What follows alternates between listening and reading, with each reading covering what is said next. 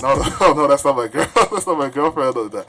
They were laughing. Was that lady white? Yeah, she was white. Yeah. Of course, she's racist. She was. They were very nice. They weren't racist. They were very nice. So the guy was talking to me, right? So they were like, "Oh, we were coming from." Do you Canada. believe in nice racist people? No. No. No. So every person that's racist is mean. Not in the context that you would necessarily put as mean per se, right? So like if you're racist, you can be like on the definition of nice, right? You can be technically a nice person, but because you're racist, it's like that's another whole entire like category of like things, right? So I get you. Right. So I guess you could be mean, but at the same time, you yourself as an individual, if you take off the race thing, if you take off like all the whole mental blocks that these people have, if you take that off and just be like who you are, like you could be nice, but still be a racist. So you don't think that lady was racist? No, I don't think she was racist. Because she saw another black female. Right. And then she saw a black male. Mm-hmm. And then she said that, oh, is that your girlfriend? I didn't think that was racist. I mean, I personally didn't view it as racist. No, I don't think that was at all. I'm just asking. I mean, you could replace that with a white chick. I think you would have thought the same thing too. Okay, I was gonna get to that. Yeah. How come? How close were you to this lady? What? How close were you creeping on this lady? This is the whole thing I was trying to get creeping. I wasn't creeping at all. I was sitting down on the bench right there. I was about to start talking to her, and then. Oh, so she saw you were creeping.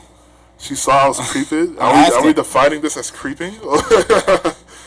I wasn't creeping. I was gonna say something. I got you. Creeping by the definition is. Yo, bro, look, I'm fucking with you. I know. Let me tell you because I don't have the heart. Like even if like I'm. Oh, are we still recording? Yeah. Oh, okay. I'm not single, so right. Even if I was, I don't really have the heart to go up to like. I mean, I could, but I don't go up to a fucking woman and just cultivate the relationship. Could I? Yeah, of course. But for me, it comes like more naturally. But we're not necessarily cultivating. We're just talking, right? No, I mean like you're still cultivating a relationship. I said, are you using the word cultivate as like starting, basically? Yeah. Well, I mean, okay, fair. You could say that, but like at the same time, then you're kind of limiting yourself almost, right? So like you're limited to your like friend group or whoever your circle is in. I mean, like and stuff like that. I'm just literally specifically talking about the pursuit of some sort of companionship, whether it be sexual or some kind of intimate companionship. I'm not talking about friendship. Right? No, absolutely. But that's and here's the double-edged sword with this thing, right? You can't necessarily go in thinking that either. You have to actually go in. That's true. You have to actually go in as just like you want to talk. You have to go in there with the mindset of just like socializing, talking, and then from there on. Because I feel like if you then go on, in there then you like see what's going on. You just flow. If it flows to that, then it goes to that, right? Yeah. If it doesn't, then you're cool. You're fine. Yeah. That's like plenty of times. Like you just made a friend. Right. There you go. Just made an Instagram buddy. Mm-hmm. Instagram buddy. Who the fuck says Instagram buddy? But you know what I mean. You know what I'm saying? Right. But like that's how it is. You can't go in there thinking like, oh, I'm looking to fuck or. But you're not gonna tell me that's not the spirit that drives it. For me, I think this whole concept is so you won't set yourself up for disappointment, right? For most people, yes. Okay. For most people, yes. The whole concept of that whole what I know, and for people who not understand what I'm talking about, for me, I've been like I've been meeting women specifically. No. He's only saying woman. He's only saying woman because we're recording. But off recording, he calls all women bitches and hoes. I used to be like that. I've been more reformed now. I'm a reformed man. My bad. He calls them sluts. I only call bitches hoes and sluts. High class cougars. The ones that are deserving of that name. Until I know who, if you're not a bitch, or until you say otherwise, you're a woman. Until you prove that you're not a bitch or hoe, a slut, or a freaking whatever you want to call it. Okay. But anyways, I am very reformed now. I am very understanding now. Is he? He's changed a lot since episode 1. Since episode 1.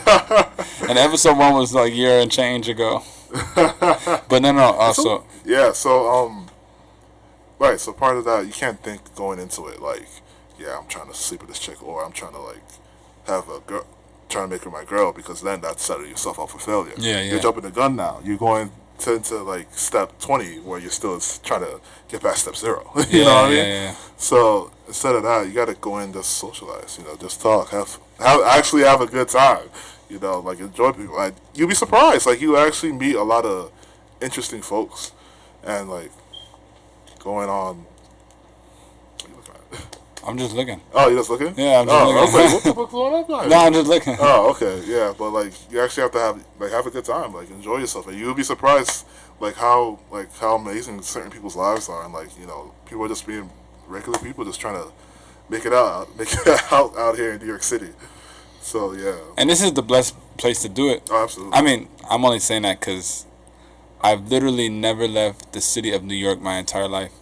I have too, and I can vouch for it. Yeah. No, I've never left New York City before. Didn't you go to Boston, bro? I was like, I know you went to Boston.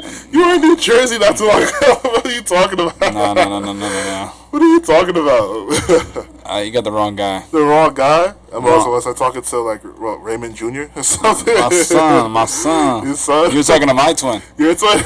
Nah, but yeah. I completely agree with you. So like, how did it go with the chick? Oh, so back to the story, right? So the guy started talking to me, right? And he was like, well, me and my wife are from all the way from Canada, Vancouver, Canada. So Nice. they were like, okay, cool. So you took a flight here? They were like, oh, no. We didn't take a flight here. We were on a road trip.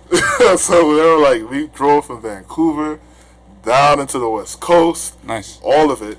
Went through like the utmost part of the South. So like not necessarily like down near Texas. Not down. Yeah, not down, but like on that edge of the South over there. So Just kind of like going up at the same time. Right. So Phoenix, they passed through Texas and all that stuff. They stopped around, I think Missouri or so. Was it Missouri? No, it wasn't Missouri. It was somewhere around either Alabama or something like that, around that area. And they had to like, I think, go back to Vancouver. So they had to take a flight to go back there to do some shit. But they came back, and then they went through from Florida all the way up to New York City. And I was like, wow, you guys did all that? They're like, yeah, we're seeing the sights of like United States and stuff. And now we're in New York because they were visiting his wife's music teacher. Yeah. And she's an old lady now, so they wanted to go see her. And then he was telling me something about like 6 degrees of separation. So apparently, in the whole, and I've heard of the term before. Yeah. So apparently, what it actually means is that for that everybody has a twin basically. So you might be walking right now, and then there's a 6% chance that you might meet your actual twin that's walking around there with you. So, or it might be in around the world. You never really know. But like, there's a theory. It's the theory that everybody else has like some sort of twin, not necessarily the same nationality or whatnot, but basically like a carbon copy of you almost somewhere out there in the world. And I was like, yeah, really? It's like, yeah, let's search it up. Take a look at it. It was one of his like nuggets that he kind of left in my head. I was like, wow, that's pretty great. And then later on he was asking me about some stuff in New York City and stuff like that. I was like, all right, cool. And they left. Then it was just me and the girl, and then I talked to her. So 6 degrees of separation is the idea that all people are 6 or fewer social connections away from each other. Yeah, there you go. 6 or fewer social connections away from each other.